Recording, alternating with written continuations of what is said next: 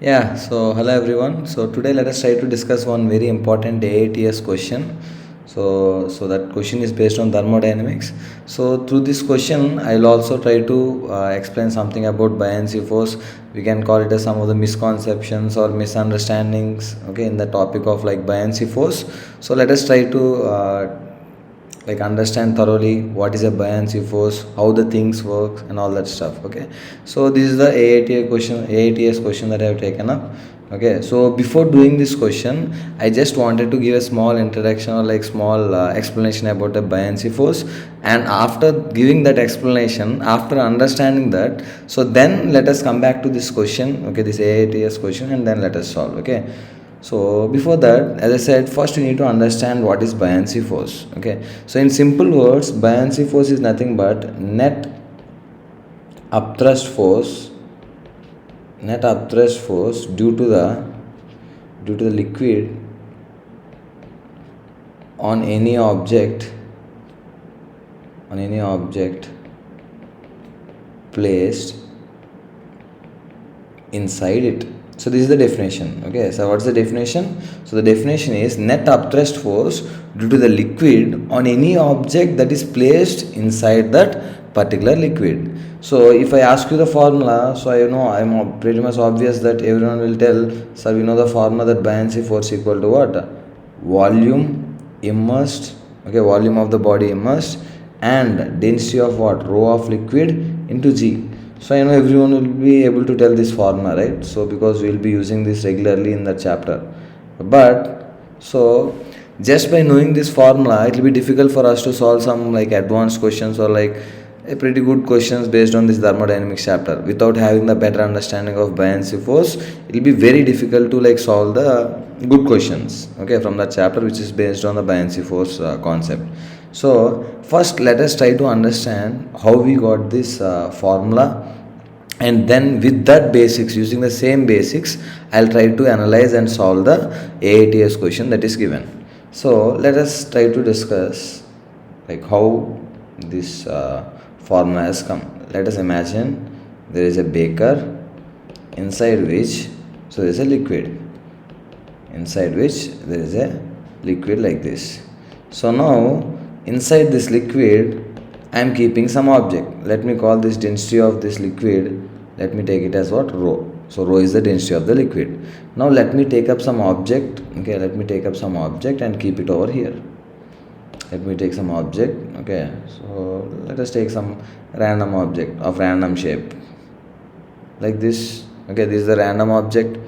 Now so I like, now we need to find what is the buoyancy force that is acting on this object.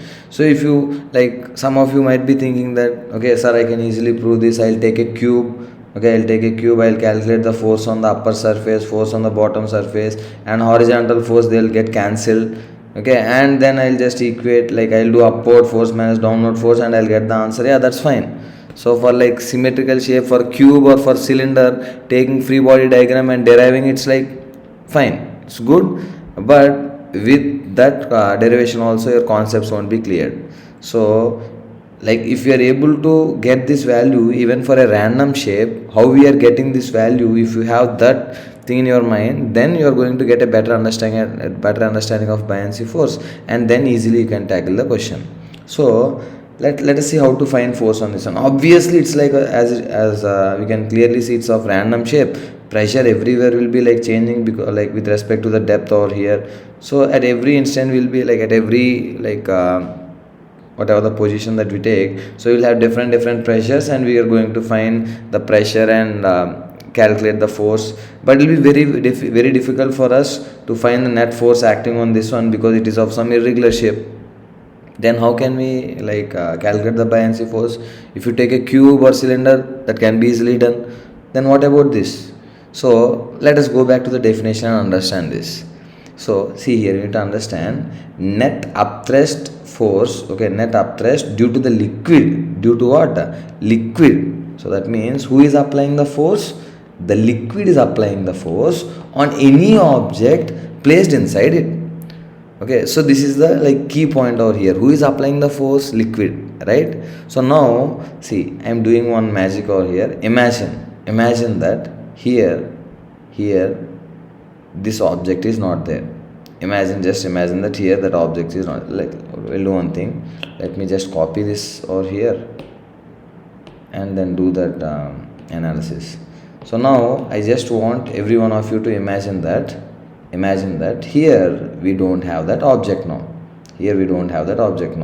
Okay, so again, don't think that, sir, if that object is not there, the liquid will be liquid will just come and fill up this place. Yeah, so it's fine. Just imagine that. So that object is not there. Just keep that void as it is. Now, what I am telling you now, I am just telling you to fill whatever the shape that is there. The same shape, whatever the shape over here.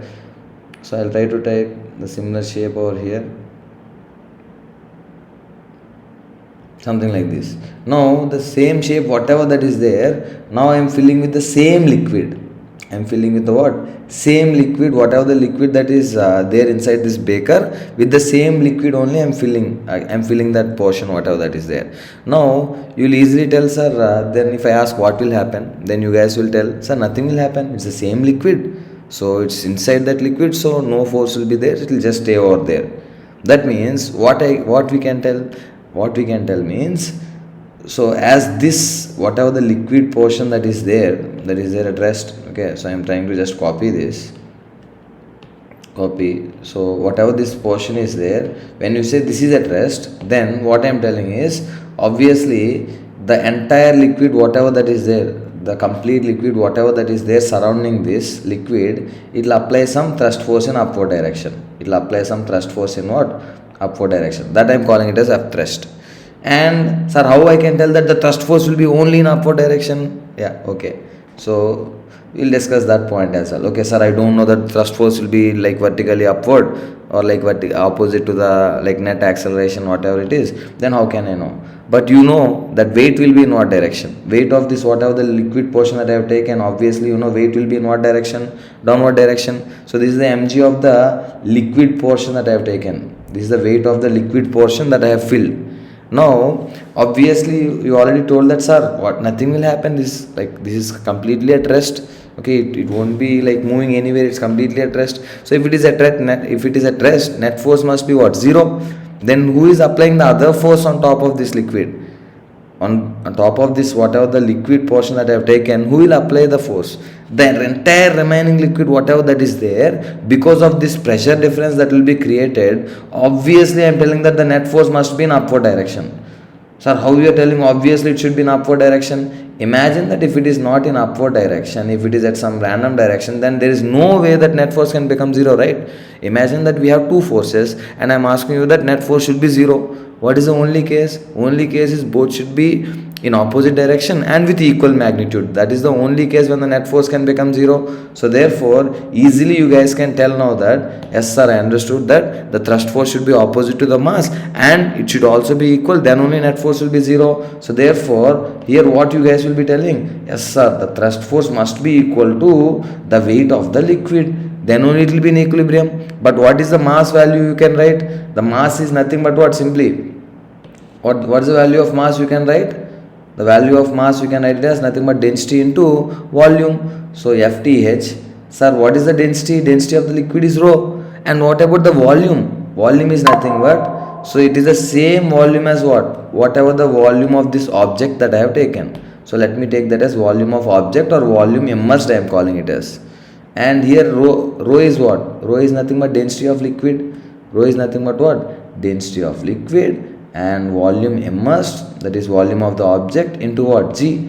So you can clearly see that I was able to derive what is the amount of thrust force that is acting on what? This portion of liquid. Then you might be thinking, sir, no sir, this is not the situation. So you have completely changed the scenario. Actually, sir, here liquid is not there, same liquid. Here actually some different object is there. So you have changed the situation completely and then you have calculated, sir, this one we have understood, it's completely fine, sir. But why have you changed the situation, sir? Like you completely changed the scenario and you are calculating it. Okay, so listen. So tell me, like try to answer my question. So tell me, liquid is a living thing or non-living thing? So this might seem little silly for you. Okay, so it might be it might look little comic way, but I'm just asking. So just tell me whether liquid is a living thing or non-living thing. Obviously it's a non-living thing. So how does it know like what object is kept over here? Obviously the remaining liquid doesn't know, right, whether there an iron piece is there or wooden piece is there or same liquid is there.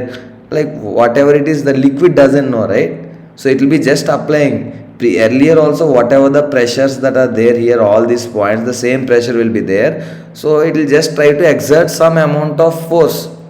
It doesn't matter what object is there. Sir, iron piece is there, sir, plastic is there, sir, wood is there, sir, the water is there, sir, some different liquid is there, sir. Doesn't matter for it. It's a non-living thing. Whatever might be the object, it will apply the same amount of force what it should apply. And what it should apply, clearly I have proved here, right? It should be applying how much force? Simply, buoyancy force is nothing but the amount of force that it should have been applying if the same liquid is present over there. That is a buoyancy force in simple words. Imagine, like as I said, it's nothing but simply if that area is filled with the same liquid, whatever the force that will be acting on that liquid, that is nothing but our buoyancy force. So what will be the weight of that liquid? What will be the mass of that liquid? Simply density of that liquid into how much volume we should take. What is the volume displaced I can take, or volume immersed? Whatever the volume that is displaced by the body, the volume of the liquid that is displaced by the body, that we need to take. Some people they'll call it as volume displaced, I'll call it as volume immersed, okay, into G. So I hope now it's clear. But now one more important takeaway is that, okay sir, we understood this formula, but you need to understand that we can use this formula only when all the sides is surrounded by the water. If it is entirely surrounded by the water, then only this formula will be what? Holds good. What is that formula? V rho G. Okay, volume immersed into density of liquid into Z. So now, sir, like the last point that you have said, so you're unable to understand it completely. Can you elaborate? Yeah, so I'm just trying to elaborate the last point that I have told. So I'm just giving two cases. Okay, try to understand. This is very, very important. And whatever the note point, the point that I'm trying to elaborate here, that is helpful for solving the what? The AITS question that I have taken up. So here I am taking two cases. Sir, what are the two cases? See here. These are the two cases. Imagine here there are like two scenarios in which it is filled up with some liquid,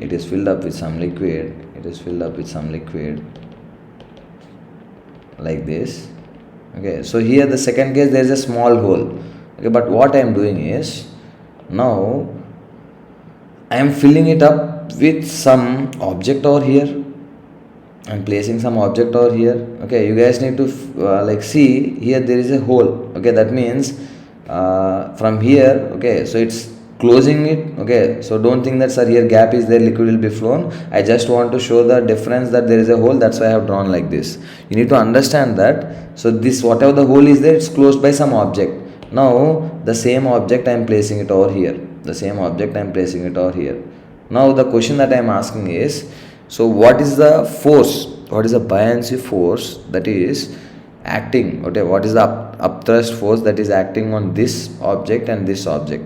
If I ask you what will be the thrust force, okay, then you might be thinking that, sir, it's very simple sir, I know the formula is what sir, if I know the volume of the object into density of the liquid into G, V rho G sir. Yes sir, fine. So now my question is the buoyancy force equal to V rho G in both the cases? Yes sir, why not sir? In both the cases the immersed volume is what? Immersed volume is same only, no sir? Yes, but you need to understand that it should be completely surrounded by the water in all sides. The liquid, water in the sense like the liquid, it should be surrounded by the liquid in like what?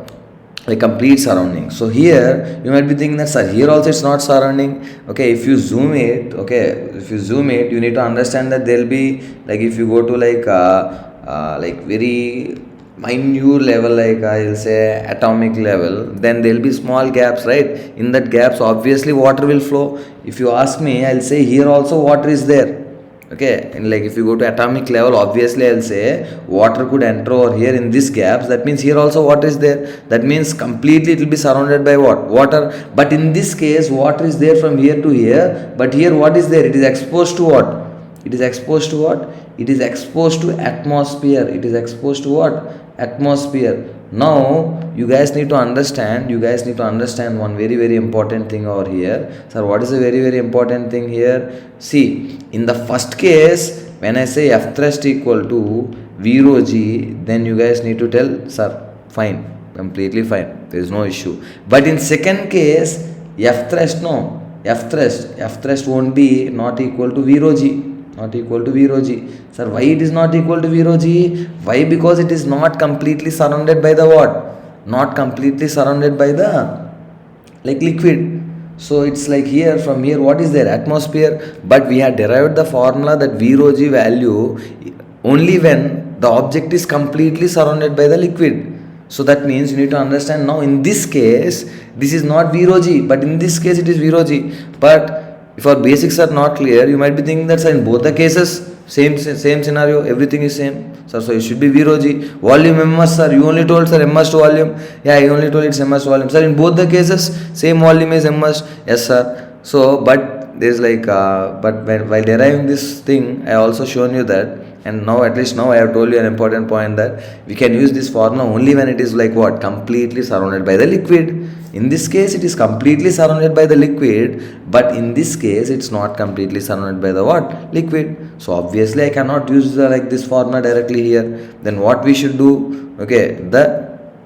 Based on this important note point only. So as I said, that AITS question is very beautiful, because based on this small concept or misconception that student might have, they have created a question. Okay. So this is the AITS question that we can see. So here they are telling there is an container like this in which liquid is filled, and they are telling that there is an like what? Cylinder. This is cylinder. Okay. So if you want to have a good practice, the same question you guys can try by taking it as what? By taking it as a sphere. Okay, or by taking it as a cone, whatever it is, by changing the like whatever the shape of this object that is there, obviously the difficulty level change, and the complete mathematics of this complete analysis of this question will be changed. Okay, so that's a different issue. Let us discuss this question now. And you guys, if you want, you can take a sphere and try to repeat the same, try to solve the same question over here. Okay, for the same whatever the parameters that is given here.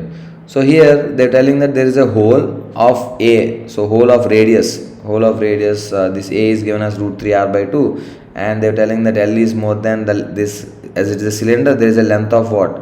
L. So now they are telling that ignore atmospheric pressure. This is one more important thing. They are telling what? Ignore atmospheric pressure.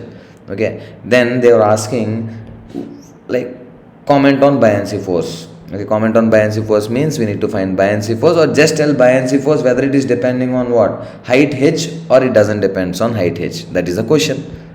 Whether it depends on height h or doesn't depends on height h.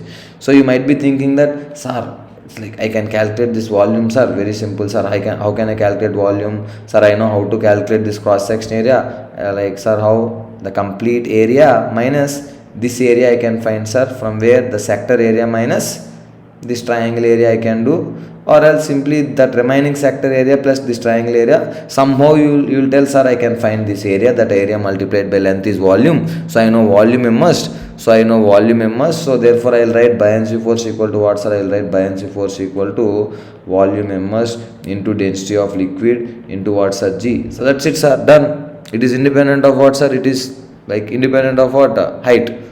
No, but here there is a takeaway. Already I told you, right? The case 1, case 2 I told. So it comes under what? Case 2. When can you use this formula? Can you tell? When can you use this formula? You could use this formula only when.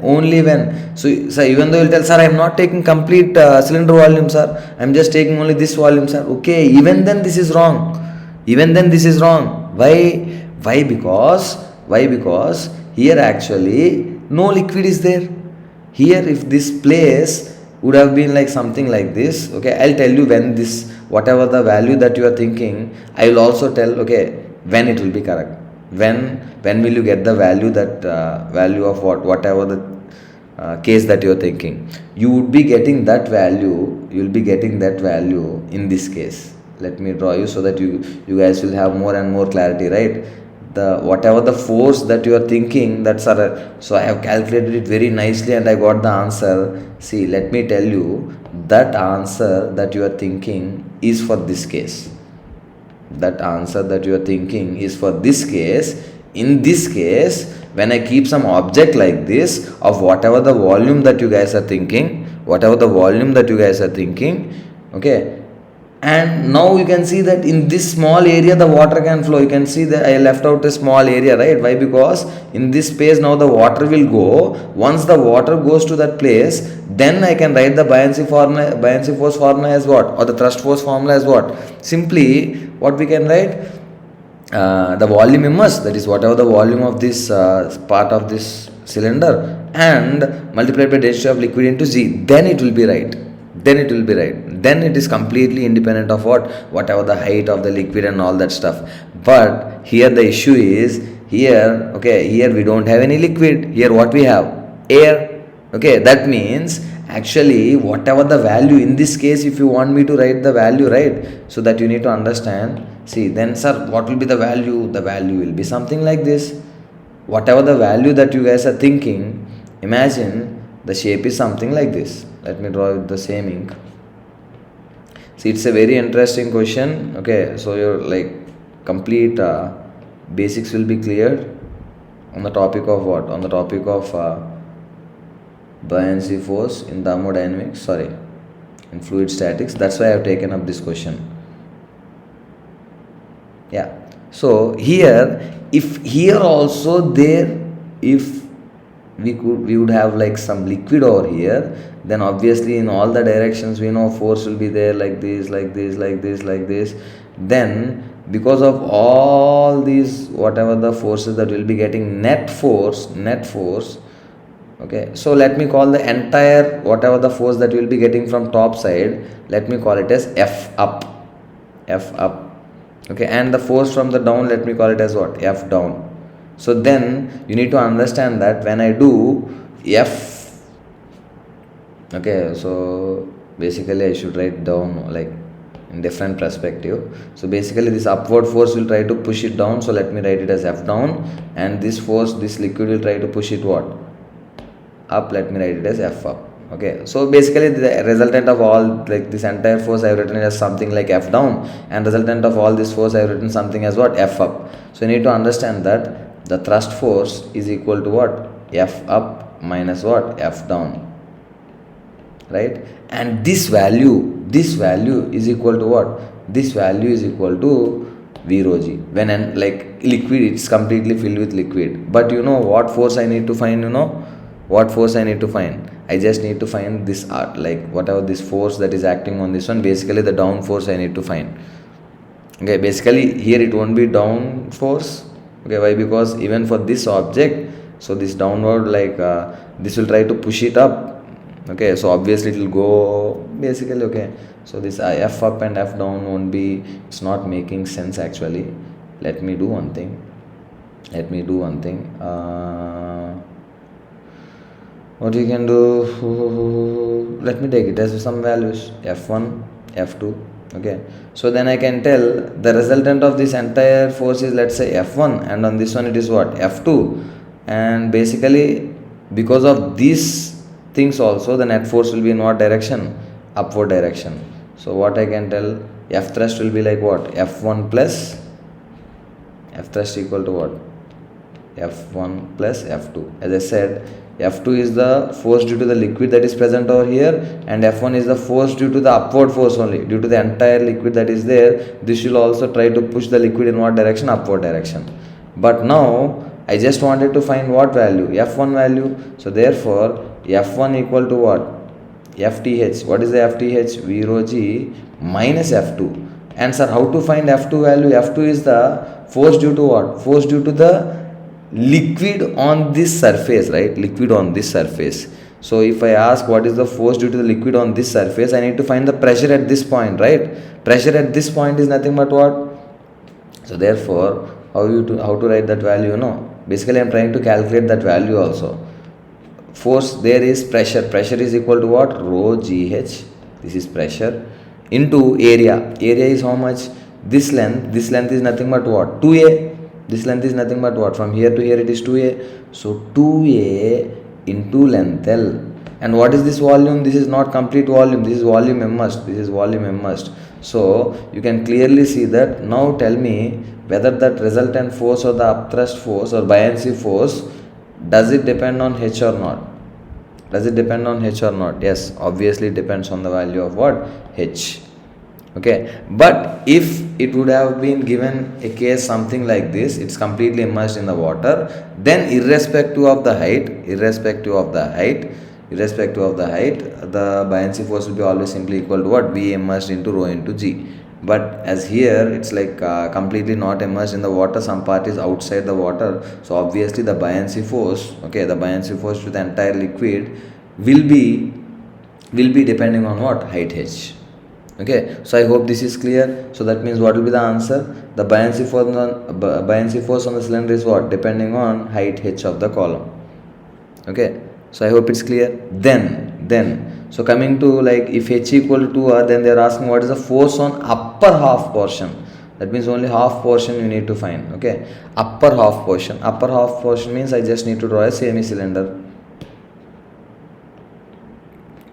like this. So now you need to understand that again the same story. Okay, so here the force will be something like this. Obviously now the resultant force will be in what direction? Downward direction, because there is no force as a component in upward direction. And here also, if we could have a liquid, over here, okay, but actually speaking, again when you cut it off, here no liquid will be there, right? But if liquid would have been there, then again, see, I am taking this entire downward force, let me take it as F1. This entire upward force, let me take it as F2. Okay, so then what is the equation that I will be writing? The thrust force is nothing but what? F2 minus F1. See, this is going up, and this force on this upper part is downward, and force on this downward part is like this portion is what? Upward. This F2 minus F1 is nothing but our thrust force. Yes, understood, right? But actually speaking, here there is no liquid, right? So in the question what they are asking, the force due to liquid on the upper half, that means this F1 we need to find. That means we need to know thrust force and we need to find F2. So do we know the thrust force? Yes, we know thrust force. No, thrust force when entirely filled up with liquid in all the sides, then I already derived a formula. Volume immersed into rho into G. And what about F2? F2 depends on, first let me write FTH. Sir, what is FTH value? FTH value is very simple. I know volume immersed. Sir, what is the volume of half cylinder? Pi r square by 2. This is the area into length L. So into, this is the volume immersed, into, because half volume is there, which is completely filled, surrounded by the water, into density of liquid into G. So this is the F thrust. And sir, what about F2? F2 can be written as, you can see that here pressure everywhere is what? Same. Pressure everywhere will be what? Same. Why? Because it is at the same horizontal level. In hydrostatics, at a given horizontal level, the pressure should remain what? Same. So therefore, as here the pressure is same, I can simply multiply pressure multiplied by what? Area. So what will be the pressure over here? In this case, they are giving H equal to what? 2R, right? So when this is 60 degrees, when theta is 60 degrees, you need to understand that this length would be what? R by 2. When they have given the total length, that means this is the semi-cylinder region, okay, this is the semi-cylinder height. When they have given, in this case, total height as 2R, when you subtract R by 2, so what will be the remaining height? The remaining height where the semi-cylinder, that means half part is there, will be getting that value as what? 3R by 2. Okay, so as they clearly mention that neglect what? Neglect the atmospheric pressure. So simply here I will be writing what I will be writing? I will be writing the pressure over there as what? So as I said, here force F2 is nothing but pressure over here multiplied by what? Area. Pressure over there will be how much? Rho G into H is what? 3R by 2. Rho R into H. This is rho GH. Pressure multiplied by area. What will be the area? It's semi-cylinder. No, semi-cylinder means so it will be like what? R and R, 2R into inside into the depth, like depth of that part. so what depth it is there? L length of the cylinder we are having. So 2r into what? 2r into length L. So therefore 2 will get cancelled. So as I said, I need to find the value of what? F1. So if you take it F1 other side, so therefore F1 is nothing but what? F1 is nothing but F2 minus FTH. F2 minus FTH. Sir, what is F2? In all these things I can take what? I can take common rho g r square L if I take common, rho g r square L if I take common, rho g r square L if I take common. Here 3 will be remaining. 3 will be remaining. And sir, here what is remaining here? Rho g r square if I take common, what is left out? Pi by 2. So 3 minus pi by 2. So this is the force due to what? This is the force due to the liquid on upper portion, upper half of the cylinder that they have given. Upper half of the cylinder that they have given. Okay. So then what will be the right option over here? So this will be the right option. Okay, so I hope it's like clear for you. So what is a buoyancy force? Okay, what is like, what actually the V rho g, okay, value is? Okay, it's like basically the net force due to the liquid on that particular object when it is completely immersed. That means completely it should be surrounded by that liquid. Okay, so here again that basics, by using that basics, actually it is not completely filled, so I have added and subtracted the same thing that I have done for the previous case to check this option. As I said, if the case would have been different, like which I already explained, then the force will be like what? V immersed into rho into g, then it will be independent of what? Then it will be independent of height h. But here, as some part is outside the water, so here the pressure will be like what? Different from like it depends on what? Actually, it depends on height. Then if they would have calculated, then it would have become independent of height h. But now here water is not there, here air gap is there. Because of that I have done the calculation and you can clearly shown that. So F1 clearly depends on what? Height h. Okay, so I hope this is clear for you. So yeah, so once again just go back through whatever the key points that I told and try to understand it, and then try to utilize like use these concepts whatever I told you on some like good questions that you see on buoyancy force. Okay, so yeah, thank you, bye bye.